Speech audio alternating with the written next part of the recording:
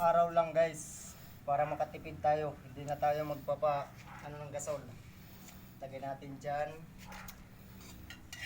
Gano'n natin kung mainit na talaga.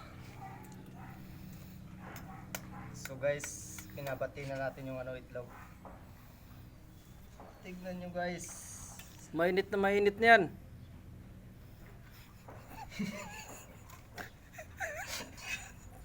Guys. Ito guys, oh. Kitang-kita nyo naman guys. Parang naluluto na, guys. Paarawan mo. Araw lang yung papaluto niyan guys, oh. Tignan nyo guys.